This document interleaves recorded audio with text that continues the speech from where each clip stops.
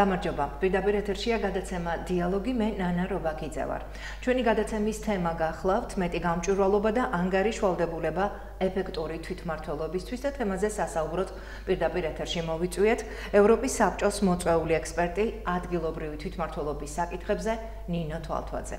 დიდი მადლობა მოგზანებისთვის. დიდი მადლობა მოწვევისთვის. ვიდრე შევუდგებოდეთ დიალოგს აქვე მინდა მივაწოდო ინფორმაცია ჩვენს ტელემაყურებლებს, რომ ტყიბულის რაიონის განვითარების ფონდი ადგილობრივი დემოკრატიის სააგენტო საქართველოსთან პარტნიორობით ახორციელებს პროექტს მეტი გამჭვირვალობა და ანგარიშვალდებულება ეფექტური თვითმმართველობისთვის, რომლის მიზანს წარმოადგენს უზრუნველყოს იმერეთის მხარის, თერჯოლის, ტყიბულისა და ბაღდათის მუნიციპალიტეტებში ეფექტური თვითმმართველობის განხორციელება და ხელი შეუწყოს სამოქალაქო საზოგადოების ჩართულობას გადაწყვეტილების მიღების პროცესში.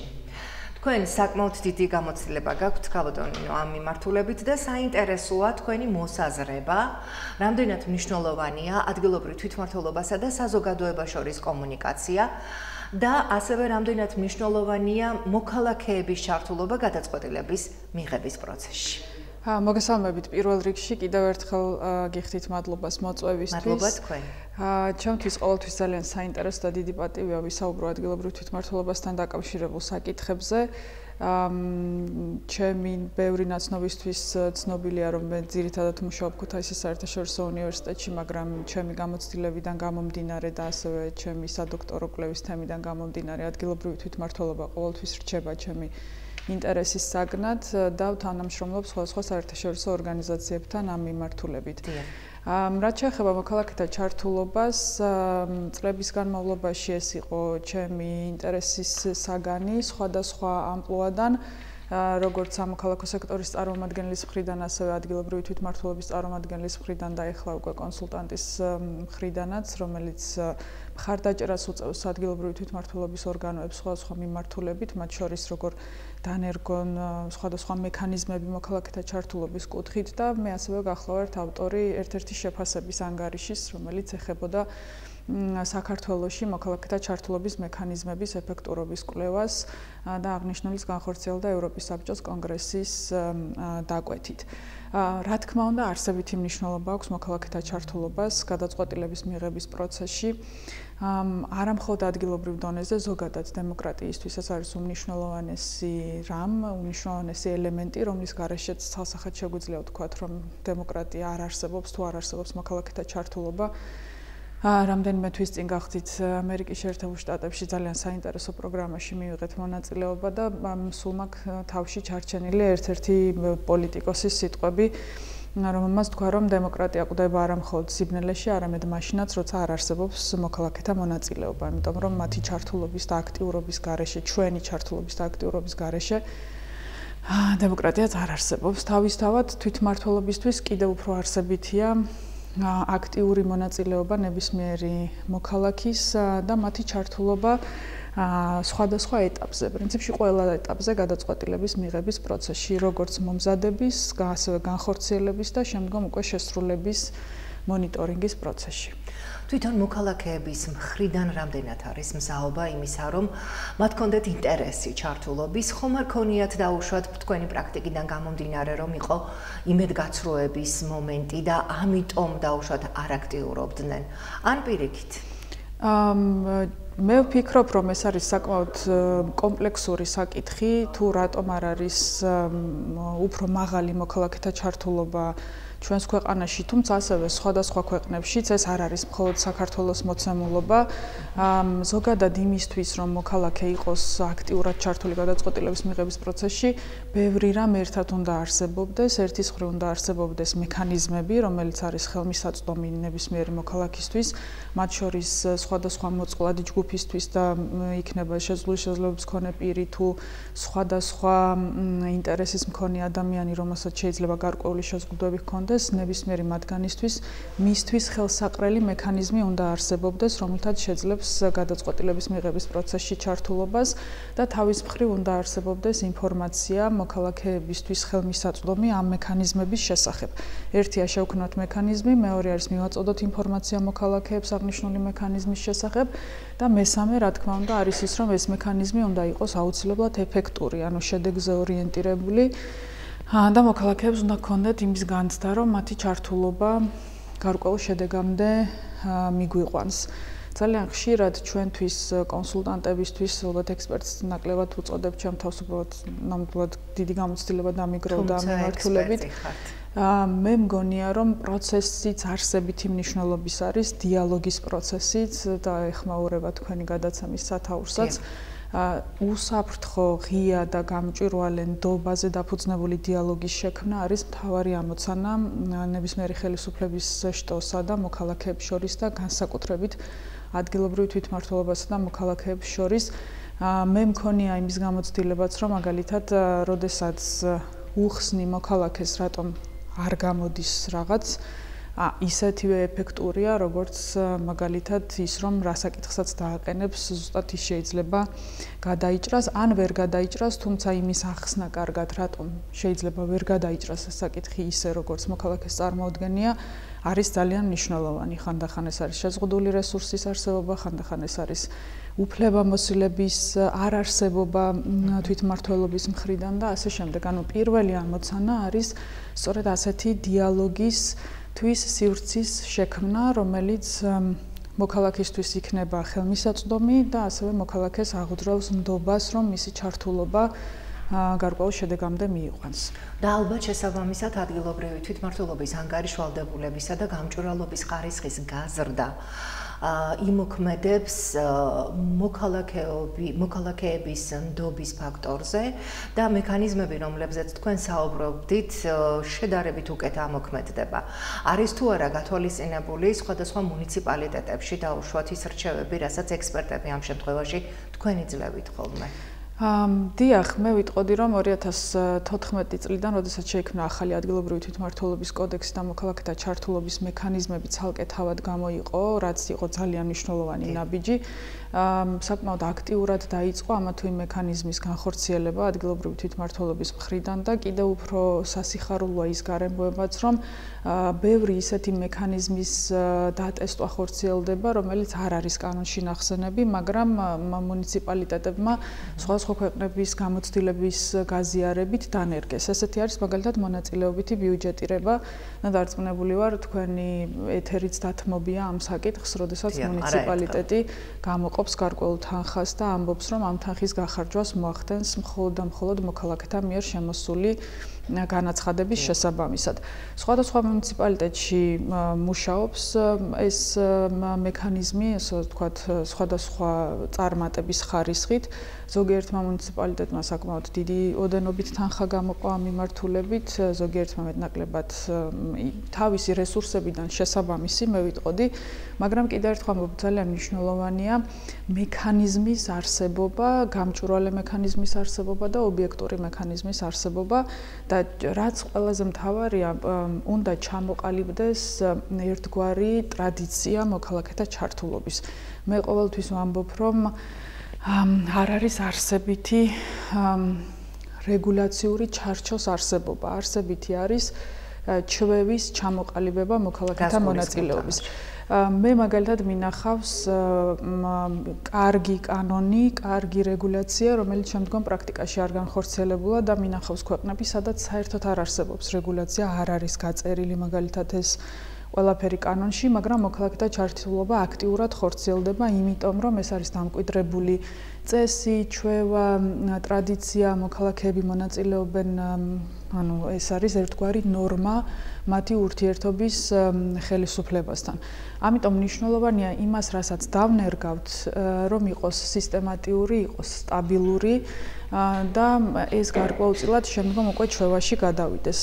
საკმაოდ არასახარბიელო პრაქტიკა არის, როდესაც ყოველწლიურად იცვლება ხოლმე ეს მექანიზმები, იმიტომ რომ მექანიზმის დამკვიდრებას თავისი დრო ჭირდება, ნდობის მოპოვება ჭირდება, ეფექტიანობის ხარისხის გაზომვა ჭირდება და ასე შემდეგ. ამიტომ ნამდვილად ვისურვებდი, რომ ის სხვადასხვა მექანიზმი, რომელიც არსებობს ქვეყანაში და ნამდვილად არსებობს უკვე კარგი გამოცდილებები ამ კუთხით, გახდეს ერთგვარი ნორმა მოქალაქეებთან ურთიერთობის და ამის საფუძველი ნამდვილად არსებობს. აი, რამდენად მიეწოდებათ ინფორმაცია მოქალაქეებს ამ მექანიზმების შესახებ?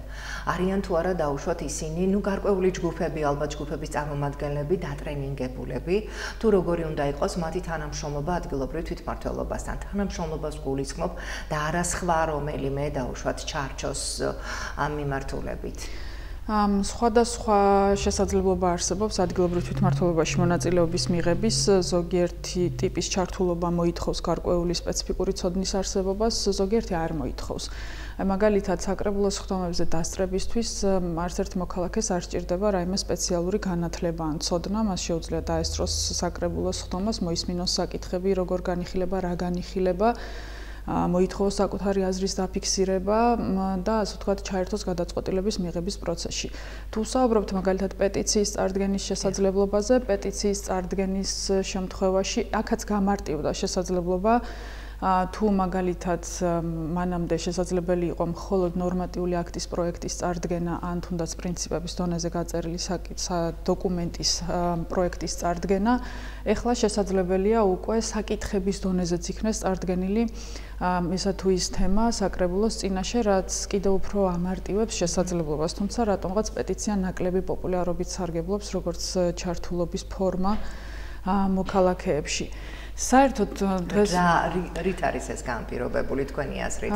ვერ გეტყვით, მე თვითონაც მიკითხავს, მათ შორის იმ პოზიციიდან, როდესაც გადაწყვეტილების მიმღები ვიყავი, რომ აი რა ბარიერი არსებობს.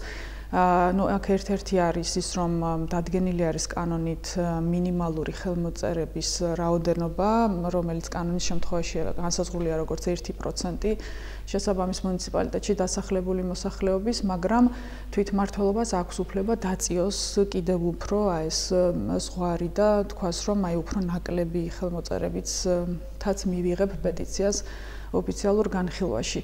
დაუბრუნდები, რასაც ვამბობდი, მსოფლიოში უკვე დაგროვდა ძალიან საინტერესო მაგალითები მოქალაქეთა ჩართულობის და ნამდვილად დიდი გამოცდილება არსებობს, რომლის გაცნობაც არის შესაძლებელი და მე თამამად ვიტყვი, რომ ქვეყანაში ყავს ადამიანები, რომლებიც სხვადასხვა ქვეყნების გამოცდილებას იცნობენ კარგად და მათ შორის სხვადასხვა კარგი პრაქტიკის დანერგვას უწყობენ ხელს სხვადასხვა მუნიციპალიტეტებში და თვითმმართველობა ნამდვილად არის ისეთი მოქნილი მე თვითონ სახელისუფლებო სტრუქტურა ყველაზე ახლოს მდგომი მოქალაქეებთან, რომ იძლევა იმის საშუალებას, რომ სხვადასხვა მექანიზმები ეს დატესტვა მოხდეს.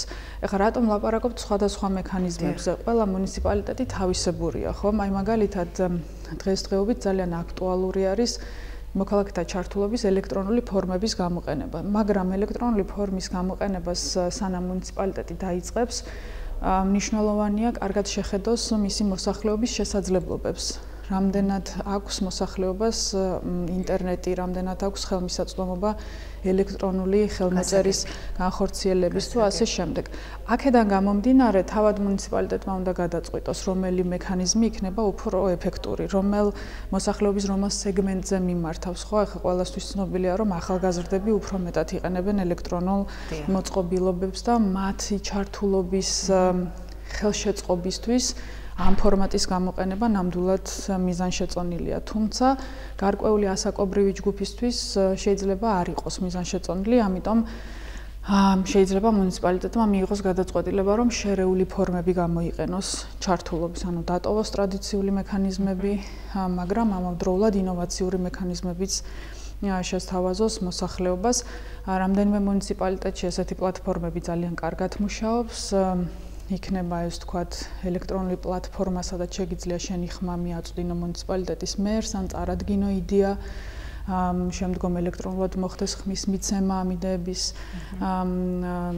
მომხრე თუ მოწინააღმდეგე მხარის მიერ და შემდგომ მოხდეს მისი დაფინანსება. ანუ ბევრი გამოცდილება არსებობს, მაგრამ ერთი არსებითი კომპონენტი არის ის, რომ ნებისმიერმა მუნიციპალიტეტმა ის უნდა მოირგოს თავის საჭიროებაზე მისი მოსახლეობის ინტერესზე, რადგან მუნიციპალიტეტმა ყველაზე კარგად იცის მისი მოსახლეობის საჭიროებები, შესაძლებლობები, და როდესაც არსებობს პოლიტიკური ნება იმისა, რომ მაქსიმალურად ბევრი ადამიანი ჩაერთოს გადაწყვეტილების მიღების პროცესში, შესაბამისად ხელმისაწვდომი მექანიზმების შეთავაზება უნდა მოხდეს. აბსოლუტურად გეთანხმებით. ასევე ალბათ მნიშვნელოვანია თქვენ აახსენეთ ახალგაზრდების მონაწილეობა გადაწყვეტილების მიღების პროცესში. ალბათ სხვადასხვა მექანიზმების შესახებაც ისაუბრებთ, იგივე ახალგაზრდული საბჭოები, რომლის მაგალითიც გვაქვს ჩვენ ქუთაისის მუნიციპალიტეტში, მაგრამ რიგ მუნიციპალიტეტებში ჯერ კიდევ არ არის დანერგილი. როგორ ეხმარება ეს ადგილობრივ თვითმმართველობასა და ახალგაზრდების კომუნიკაციას? ზოგადად საბჭო არის ისეთი მექანიზმი, რომლის მუშაობის ეფექტურობა დამოკიდებული არის მათი წევრების აქტიურობაზე და დამოკიდებული არის თვითმმართველობის მზაობაზე შეისმინოს, ასე ვთქვათ, საბჭოს გადაწყვეტილებები. ხომ სწორია, ანუ ეს არის აბსოლუტურად ორმხრივი პროცესი, რომლის დაკომპლექტებაში იღებს მუნიციპალიტეტი მონაწილეობას, შემდგომ რომლის ფუნქციონირების პროცესში იღებს მონაწილეობას. ქუთაისის ახალგაზრდული საბჭო ნამდვილად აქტიურად ფუნქციონირებს, ვადევნებთ თვალყურს მათ საქმიანობას და ძალიან მიხარია, რომ ეს ახალგაზრდული ენერგია, რომელიც შემოიტანა ამ საბჭომ, გადაითარგმნა კონკრეტულ შედეგებში. ვიცი, რომ ყველა მუნიციპალიტეტში ეს საბჭო არ არსებობს, იგივე შეიძლება ითქვას სხვა საბჭოებზეც, რომლის არსებობაც კანონითაც განისაზღვრა, როგორც ვალდებულება თვითმმართველობების, იქნება ეს გენდერული თანასწორობის საბჭოები თუ შეზღუდული შესაძლებლობის მკერდ საკითხებზე მომუშავე საბჭოები. და კიდევ ერთხელ ვიტყვი, ეს არის რა არის საბჭო, ხო? ეს არის კომუნიკაციის საშუალება, დიალოგის ფორმატი, როდესაც ვაძლევთ შესაძლებლობას გარკვეულ ჯგუფს, რომელიც წარმოადგენს ამ სეგმენტს, იქნება ეს ახალგაზრდები, იქნება ეს შეზღუდული შესაძლებლობის მქონე პირები თუ სხვადასხვა დარგის სპეციალისტები, მოგვაწოდონ თავიანთი იდეები, შეხედულებები, მოსაზრებები გადაწყვეტილებასთან დაკავშირებით. ამიტომ ცალსახად იმის თქმა არსებობს ესეთი მოსაზრებაც, რომ საბჭო როგორც ფორმა მოძველებული ფორმაა, თუმცა ცალსახად ამის თქმა ალბათ შეუძლებელია, იმიტომ რომ ძალიან სუბიექტურია, დამოკიდებულია თვითონ საბჭოზე, საბჭოს შემადგენლობაზე, საბჭოს აქტიურობაზე და კიდევ ერთხელ თვითმმართველობის მზაობაზეც გაითვალისწინოს აღნიშნული საბჭოს გადაწყვეტილებები ამა თუ იმ მიმართულებით. მეც რა არის ჩემთვის მთავარი ღირებულება თვითმმართველობის არის ის, რომ თვითმმართველობა შეუძლია თვითონაც აბსოლუტურად ისეთი მექანიზმები დანერგოს, რომელიც არსად გაწერილი არ არის და კიდევ ერთხელ მოარგოს თავიანთი მუნიციპალიტეტის საჭიროებებს. მაგალითად ამერიკაში ერთ-ერთ მერთან შეხვედრაზე ჩემთვის ძალიან საინტერესო გამოცდილების გაზიარება მოხდა, რომელიც ჩემთვის სიახლე იყო. ამ მერმა გადაწყვიტა, რომ თანამშრომლების შერჩევის პროცესშიც ჩაერთო მოქალაქეები და როდესაც გამოაცხადა კონკურსი გარკვეული თანამშრომლების შერჩევის პროცესში, კომისიები დააკომპლექტა მოქალაქეებიდან, რომელიც შემთხვევითი შერჩევის წესით შეარჩიეს და მათგან რეკომენდირებული თანამშრომლები, შემდგომ რომლებიც მინიმალურ მოთხოვნებს რა თქმა უნდა აკმაყოფილებდნენ, რაც კონკურსის წესით იყო. გაამართლა თუ არა საინტერესოა. თვითონ იყო ძალიან კმაყოფილი ამ გადაწყვეტილებით და ამ კომუნიკაციით, რომელიც მას ჰქონდა მოქალაქეებთან. ასევე ერთ-ერთი საინტერესო გამოცდილება იყო ბიუჯეტის მომზადება, ბიუჯეტის თამაშის ორგანიზებით, საბიუჯეტო თამაშის ორგანიზებით. როდესაც ერთგვარი თამაშის ფორმატით მოხდა გარკვეული საკითხების განხილვა და ჩართვა, მათ შორის ძალიან ახალგაზრდების, სკოლის მოსწავლეების თუ ზოგჯერ საბავშვო ბაღის აღსაზრდელების გამოკითხვაც ხდება. არც ისე არარეალურია, იმიტომ რომ გააჩნია რას შევეკითხებით. არის დაინტერესება საბავშვო ბაღის თუ ბაღის მოსწავლეს შევეკითხებით რაღაცა გლობალურ საბიუჯეტო პარამეტრებს, რა თქმა უნდა ძალიან სასაცილო იქნება, მაგრამ თუ გეგმავთ მაგალითად საბავშვო ბაღის რეაბილიტაციას და დავეკითხებით გარკვეულ საკითხებს, მან გავატარებთ თქვათ ეს გარკვეულ ოთახებს და შევხედავთ მათთვის ბარიერი არის, არ არის, სადუფრო მისაღებია თუ ასე შემდეგ. ანუ შესაძლებელია თუ არსებობს სურვილი, შესაძლებელია ყველა სეგმენტი თავისი შესაძლებლობიდან, შეხედულებიდან გამომდინარე ჩაერთოს გადაწყვეტილების მიღების პროცესში და მთავარი ღირებულება მთელი ამ პროცესის არის ის, რომ მოქალაქე ხდება პროცესის თანაზიარი და მოქალაქეს უჩნდება თანაგანცდა და თანასაკუთრების განცდა ამ პროცესის მიმართ, როდესაც გადაწყვეტილება არ ხდება მხოლოდ ხელისუფლების გადაწყვეტილება, არამედ ამ პასუხისმგებლობის მათ შორის გაზიარებაც ხდება მოქალაქეების მხრიდან.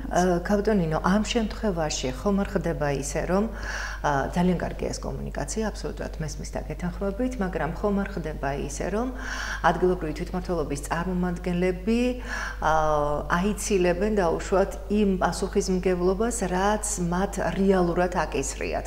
ანუ მოქალაქემ შეიტანა წინადადება, მათ დაუთმეს მოქალაქეს და სწორედ ამ წინადადების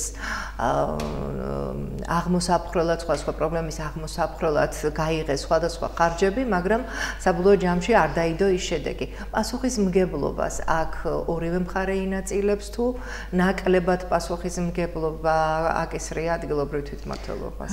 არა, თვითმმართველობა ყოველთვის პასუხისმგებელია მის გადაწყვეტილებებზე, ნებისმიერი ხელისუფლება პასუხისმგებელია იმ გადაწყვეტილებაზე, რასაც იღებს, როდესაც პასუხისმგებლობის გაზიარებაზე ვსაუბრობთ და იმ შემთხვევაში თანამესაკუთრე ხდება მოქალაქე ამ გადაწყვეტილების მისი ქცევაც ერთგვარად იცვლება.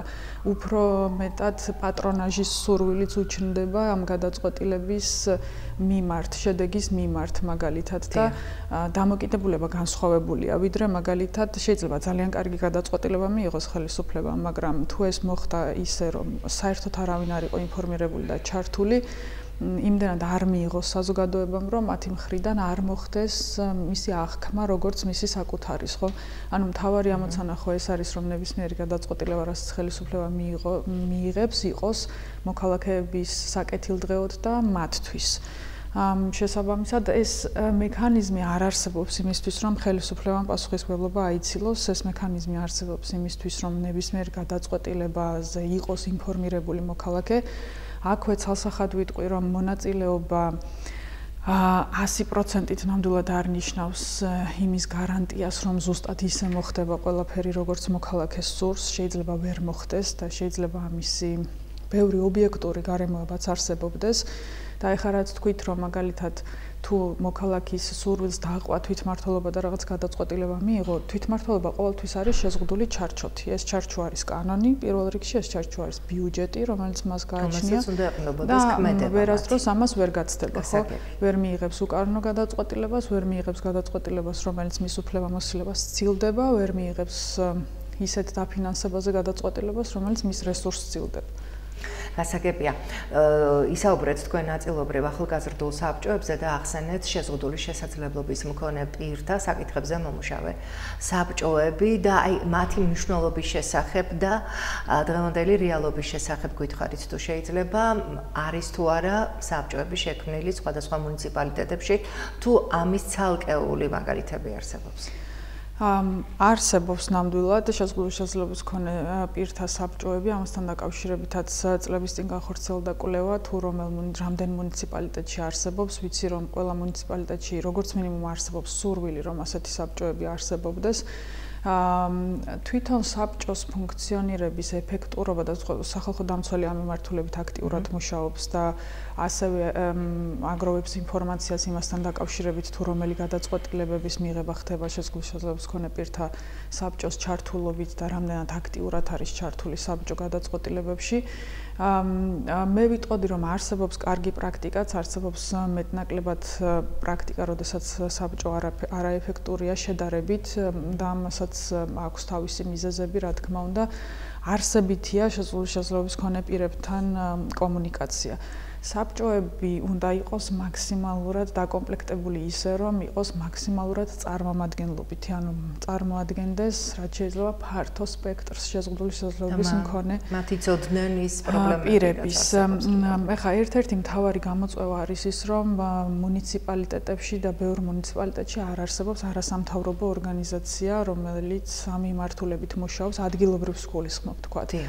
და ამ ადამიანების მობილიზაცია პრობლემა არის. გადაადგილება განსაკუთრებით ფიზიკური შესაძლებლობის მქონე პირთათვის ეს არ არის სიახლე, არის გამოწვევა განსაკუთრებით რეგიონებში.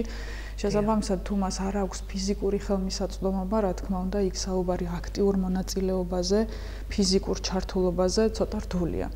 ამ შემთხვევაში შესაძლებელია სხვა მექანიზმის შეთავაზებაც მათი მონაწილეობის, მაგრამ ესეც უნდა იყოს ხელმისაწვდომი. იგივე თუ ვლაპარაკობთ ონლაინ მექანიზმების შემოღებაზე, შესაძლოა შესაძლებლობის მქონე პირს უნდა ქონდეს ამ შესაძლებლობის გამოყენების საშუალება, ხომ სწორია და ეს არ უნდა იყოს მხოლოდ ფორმალური გზით შექმნილი. და მე ვიტყოდი, რომ ასევე მნიშვნელოვანია თვითონ მოწყვლადი ჯგუფების ცნობიერების ამაღლებაც. და ალბათ ერთ-ერთი ყველაზე მნიშვნელოვანი საკითხი ეს არის, ისინი თავად უნდა გაძლიერდნენ როგორც აქტორები, როგორც ცვლილების აქტორები, მიმართულებით ძალიან მნიშვნელოვანი არის, რომ მათი მოთხოვნები იყოს შედეგზე ორიენტირებული, მათი მოთხოვნები ასევე უფრო მეტად შეეხებოდეს სერვისის დანერგვას და სასურველია რომ გასცდეს და მესმის მე ძალიან კარგად სოციალური ფონიდან გამომდინარე რატომ არის ამდენი თხოვნა ერთჯერად ფინანსურ დახმარებაზე, მაგრამ სასურველია ასევე ცოტა უფრო სტრატეგიულად იფიქროს, თქვათ იგივე ამ საბჭოებმა და ისეთი გადაწყვეტა შესთავაზოს თვითმმართველობას, რომელიც იქნება გრძელვადიანი გადაწყვეტა რაღაც პრობლემის და მოახერხებს რაღაცა საკითხის დარეგულირებას, ხომ? მე მაგალითად ვიტყოდი, რომ ჩვენს შემთხვევაში, როდესაც ქუთაისის მუნიციპალიტეტს წარმოვადგენდი, ჩემთვის როგორც ადამიანისთვისაც ერთ-ერთი ყველაზე ღირებული გამოცდილება იყო აუტისტური სპექტრის მქონე ბავშვთა მშობლებთან ურთიერთობა და მათთან ურთიერთობით დაინერგა პროგრამა და მათი უშუალო ჩართულობით და მათი მოთხოვნების გათვალისწინებით. აქაც სასურველია დიალოგის არსებობა, აქტიური დიალოგის და კომუნიკაციის არსებობა. არავინ არ დაპირდება თვითმმართველობას და არც ამ აქტორებს, რომ ეს დიალოგი იქნება მარტივი, მაგრამ ეს დიალოგი არის აუცილებელი და ეს დიალოგი უნდა იყოს თანასწორობასა და თანამშრომლობაზე ორიენტირებული, როდესაც მხარეები ერთმანეთს განიხილავენ თანასწორებად და როდესაც თავშივე არსებობს სურვილი თანამშრომლობის და არა კონფრონტაციის. ეს არის ძალიან მნიშვნელოვანი და ამას ალბათ ორივე მხარე უნდა ადასტურებდეს, როდესაც იწყებს კომუნიკაციას.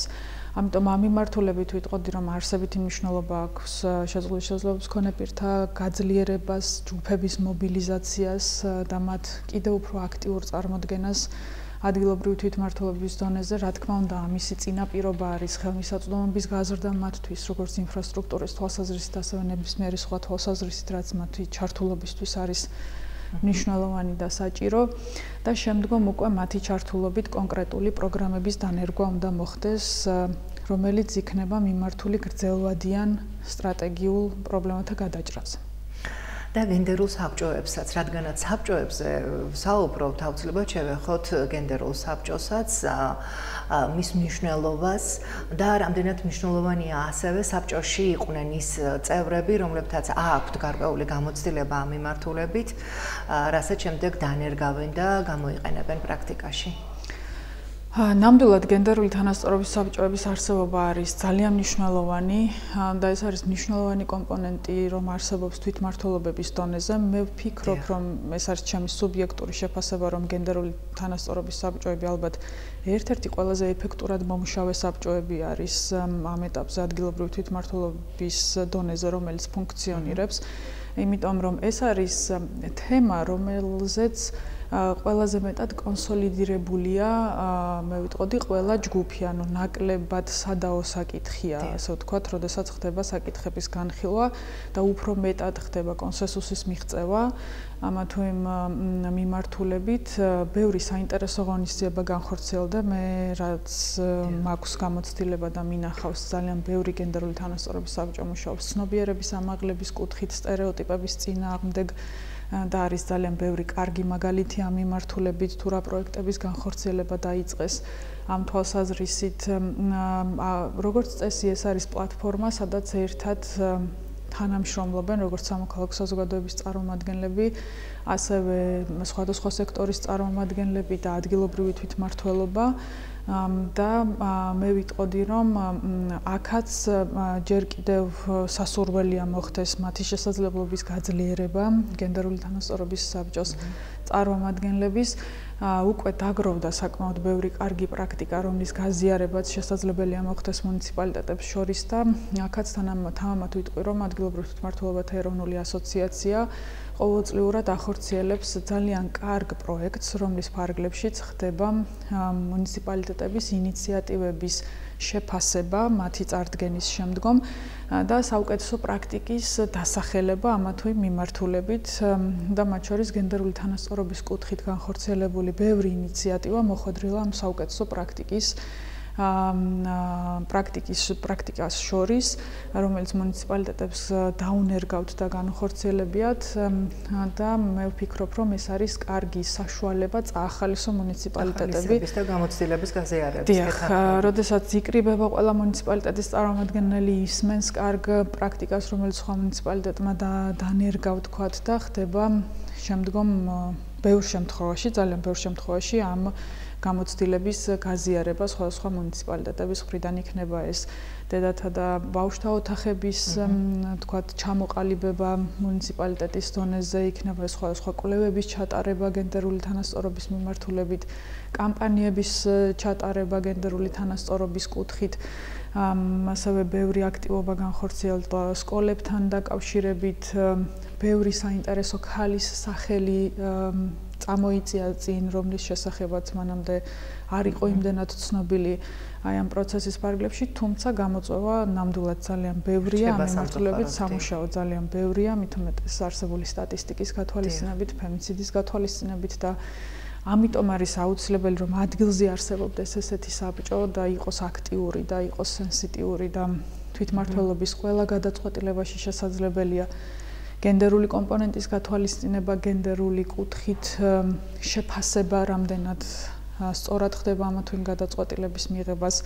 დღემდე გამოწვევად რჩება გენდერული ბიუჯეტირების საკითხი, ამ მიმართულებით ბევრი ორგანიზაცია მუშაობს, მაგრამ ჯერ კიდევ ბევრი გვაქვს სასწავლი თუ როგორ მოხდეს ბიუჯეტირება ისე, რომ გენდერული კომპონენტი იყოს სწორად გათვალისწინებული ამ მიმართულებით და რა თქმა უნდა გენდერულად მგრძნობიარე საჯარო მოხელეები გვჭირდება, რომლებიც ამ მიმართულებით მუშაობენ, რომლებიც პირველები არიან, ვისთანაც მოქალაქეს აქვს შეხება და ამ თვალსაზრისითაც აღვნიშნავ, რომ რამდენიმე მუნიციპალიტეტში არსებობს მაგალითად ეთიკის კოდექსი, რომელიც ხაზგასმით არეგულირებს და განსაზღვრავს თანამშრომელთა ქცევას. როგორი არ უნდა იყოს, როგორი უნდა იყოს დამოკიდებულება საჯარო სამსახურის ბიუროც ბევრ აქტივობას ახორციელებს ამ მიმართულებით, თუმცა კიდევ ერთხელ ვიტყვი, რომ ბევრი საქმე არის ამ თვალსაზრისით კიდევ განსახორციელებელი. აბსოლუტურად გეთანხმებით და ხა გამახსენდა გადაცემის დასაწყისში აღნიშნეთ თქვენ ბაღებისა და სკოლების მოსწავლეების ჩართულობა სხვადასხვა პროცესებში და ალბათ საინტერესო იქნებოდა დანერგვა გენდერულ საკითხებზე ინფორმაციის მიღების თვალსაზრისით იგივე ბაღებსა და სკოლებში. დიახ, ესეც მნიშვნელოვანი იქნებოდა. ძალიან მალე გადის დრო, როდესაც ნინო თვალთვალძე არის პირდაპირ ეთერში სტუმრად მოწვეული და ერთგვარი შეჯამების კუთხით კიდევ ერთხელ რომ ვთქვათ იმ მნიშვნელობის შესახებ, ვაკეთებ, რაც სამოქალაქო სექტორის აქტიურობას უკავშირდება, მათი დონის გაძლიერებას და მათ თანამშრომლობას ადგილობრივ თვითმმართველობასთან, მჭიდრო თანამშრომლობას, რაც საწინდარია იმ პრობლემებისა და ზოგადად გამოწვევების აღმოფხვრისა, რაც რეალურად არსებობს ყველა მუნიციპალიტეტში და მე მგონი ამაში დამეთანხმებით. ნამდვილად, ალბათ არავისთვის სიახლე არ იქნება, თუ იმას ვიტყვით, რომ მოქალაქეთა ჩართულობის გარეშე არ არსებობს საერთოდ თვითმმართველობა, იმიტომ რომ თვითმმართველობა ეს არის ხელისუფლების ისეთი წარმონაქმნი, რომელიც იმდენად მჭიდრო კავშირშია მოსახლეობასთან, რომ მათ გარეშე უბრალოდ არ არსებობს, ამ კომუნიკაციის გარეშე არ არსებობს. ეს არ არის სამინისტრო ან ნებისმიერი ცენტრალური სახელისუფლებო რგოლი, რომელიც თუნდაც ფიზიკურად დაშორებულია მოსახლეობასთან, ხო, ეს არის ძალიან ახლოს მყოფი როგორც ფიზიკურად, ასევე ჩვენი მეზობლები, მეგობრები, ნათესავები არ წარმოადგენენ ამ სახელისუფლებო განშტოებას, ამიტომ ეს კავშირი არის ძალიან ძლიერი. შესაბამისად, მოქალაქეთა ჩართულობის გამჭვირვალე და ეფექტური მექანიზმის არსებობა ადგილზე ასევე არსებითად განაპირობებს თვითმმართველობის საქმიანობის ეფექტურობას. ეს პირველ რიგში თვითმმართველობისთვის არის საჭირო ასეთი დიალოგის არსებობა, გაცილებით უფრო ნაკლები, მათ შორის აგრესიაც და კრიტიკაც მოდის იმ შემთხვევაში, როდესაც ასეთი დიალოგის ფორმატი არსებობს, რომელიც არის პერიოდული, რომელიც არის სტაბილური, რომელიც არის ნდობაზე დაფუძნებული.